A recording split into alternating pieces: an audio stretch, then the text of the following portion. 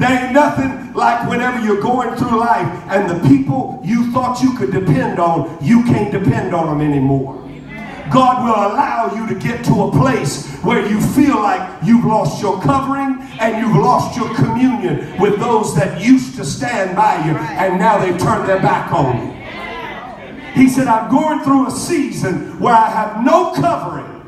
I have no communion. And watch this, it gets worse. He says, and the labor of the olive, that was what was crushed to produce anointing. That was what was done so that there would be an anointing on the calling. Watch this. He said, I walked in a dry season where my anointing is not refreshed on me.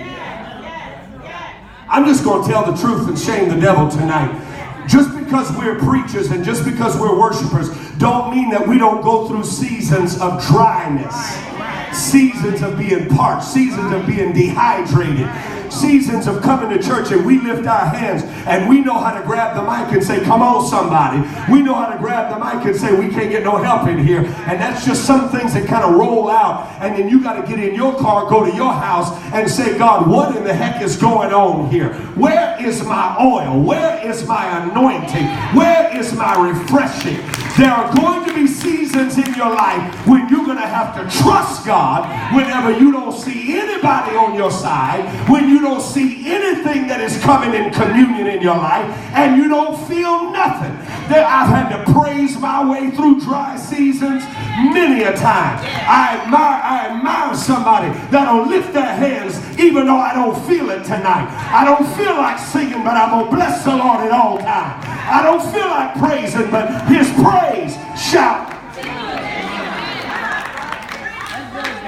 Don't feel like laying hands on nobody.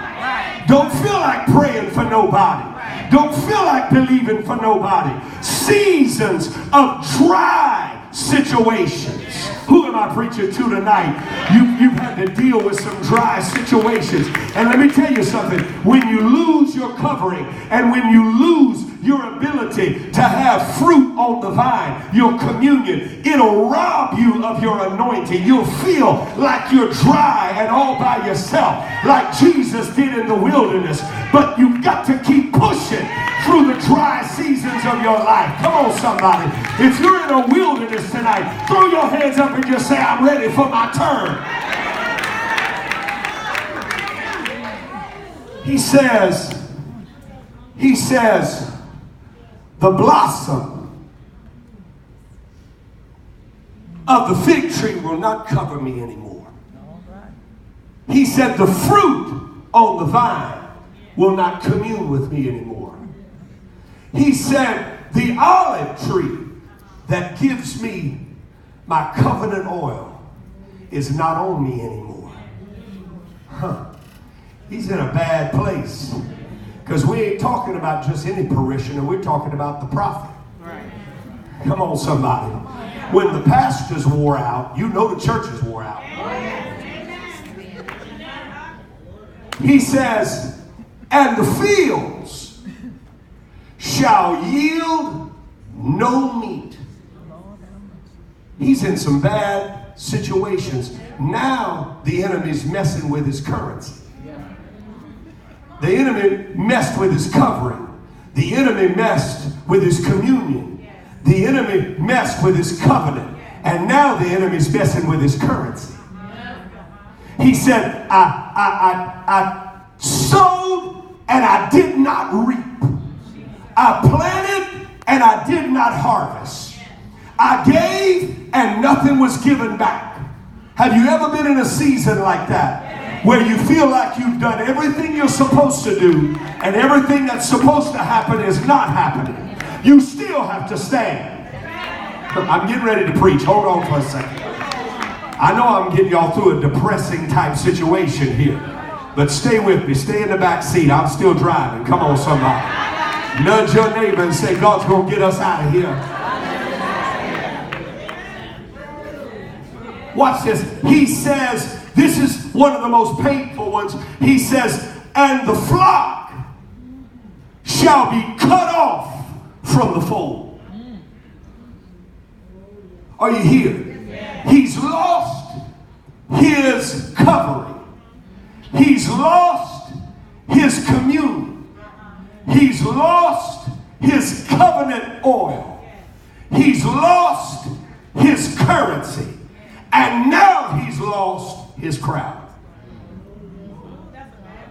Let me come to the right side because I don't feel no help to my left over there. Somebody over here is pulling on my anointing. Now he's lost his crowd. Now the people that he used to chill with don't want to chill with him anymore. Because I got news for you. Go ahead and start losing some stuff and you'll see how much people really love you. Not when you got it, it's when you don't have it. Look at somebody and say, don't be my friend when I can do something for you. You don't know who your real friends are when you're standing in the victory spot. You know who your friends are when you're in the middle of the battle and they still on the side of you swinging with you. I feel the Holy Ghost in here tonight. Somebody ought to give God praise for having people in your life that won't walk out when trouble walks in. Hallelujah! And I started. Somebody's going to get happy right here. I'm going to get about 13 of y'all happy. I started to feel sorry for myself, understanding how Habakkuk felt. But then I read it again.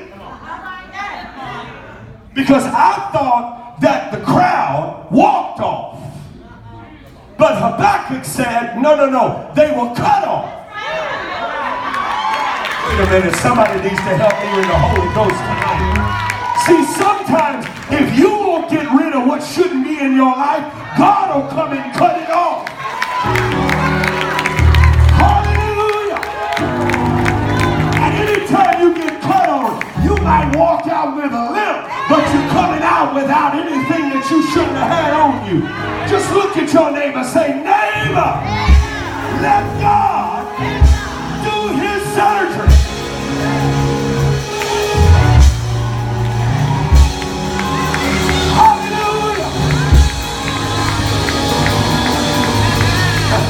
I said it on December the 31st, and I'll say it on July the 8th. Oh, it's the 8th? Oh my God, it's a day of new beginnings. What the heck are y'all doing sitting in your seat? You ought to jump up and say, it's time for a new me. It's time for a new you. Come on, somebody say, bye, Felicia.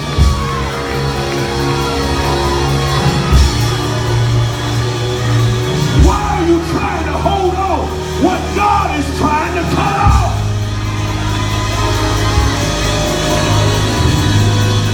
Sit down.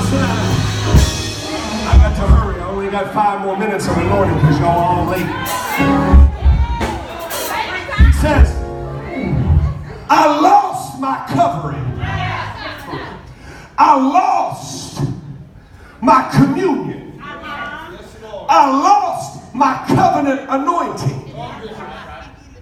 I lost my currency. Isn't it funny when you lose your currency, the next thing to go is the crowd.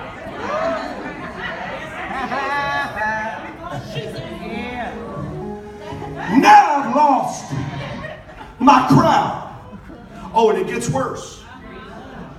He says, and there's no herd in the stalls. Right. Are y'all here? Somebody said there's no herd in the stalls.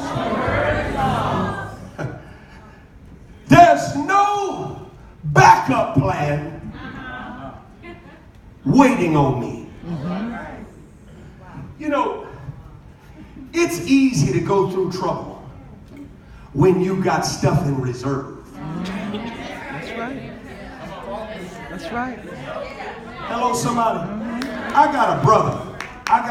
Not like brother like me and Pastor Andre are brothers. I mean like a real brother. Like a blood brother. He's a millionaire.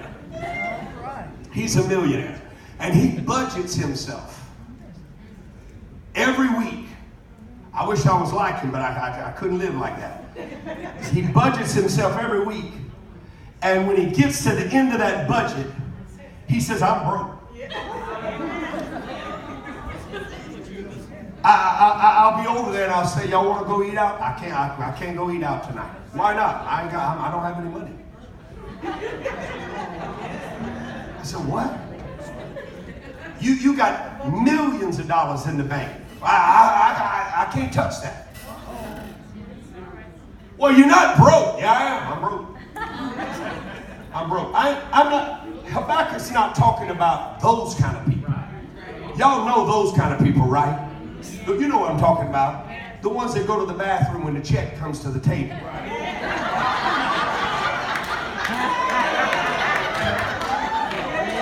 Or they start doing like this. Sorry, I forgot my wallet. I think my wallet's in the... Those kind of folk. He says, I turned to see if I had anything to count on. Because the only thing we count on is what we have in reserve.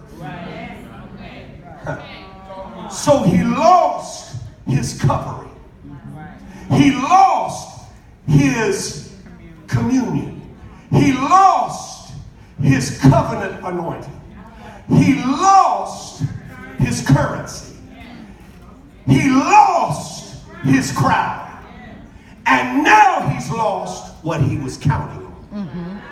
Because when something is in the stall, it means it's next after you've lost what you got. It's Habakkuk was saying, I ain't got nobody in the batter's box.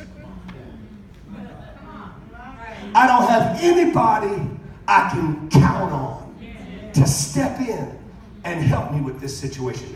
How many can see this is a tough spot to live in? I got news for you. More of us are living in these conditions than those that are not. Yes. Amen. More of us are dealing with these conditions than those that are not. Yes. I had vision membership today with the people in Orlando. 25 or 30 new members of our church came today and got together. And I told them, I was telling them the history of the church and everything. And we've gone through history with the church. And you hear people all the time talk about preachers and money. All preachers want is your money. Preachers just want your money. And I said, I just want everybody in this room, since you're joining the vision of this church, I want you to take a test. You drove here today. Yes. You got gas in your car to come here. Yes. You have a car. Yes. You came from a house. Yes. You have food at your house. Yes. You have lights on when you flip the switch. Yes. You have water in your faucet and coming out of your shower. Yes. If you go to Chili's to eat tonight with your family, you're going to go there and enjoy yourself and have a meal. Yes. You're going to take your kids. Yes. If you have children. Yes. On Monday when you go to work. Yes. You're going to have to put those kids in a daycare. Yes. They're going to watch your children till you get off after 5 and pick them up. Yes, that's right. All of that's true. I said, now, what on the menu of your life from start to finish that I just mentioned is totally free? Not one thing. But you come to my house. Because this is my house. I don't mind saying it. Come on, somebody. Somebody say, oh no, this is God's house. No, it's not. This is my house. God shows up where he chooses to show up, but this house is my house. Hello, somebody? Drove by an old man's house the other day when I was back home, and he renovated and did all that kind of stuff. I said, man, God's blessed you with a great house. He said, you should have seen it when God had it all by himself. Hello, somebody? But when you come to this house, you can put your kids in daycare. You can ask us for prayer and we'll pray for you. You can set up counseling for you and your family to be counseled. You can give us names of people in hospitals and we'll visit them. People will come to the church and they need benevolence for food and groceries, and we'll give it to them. People come to the church whenever their loved ones have died, and we'll stand with them and hold them up and pray with them, and we'll bury them.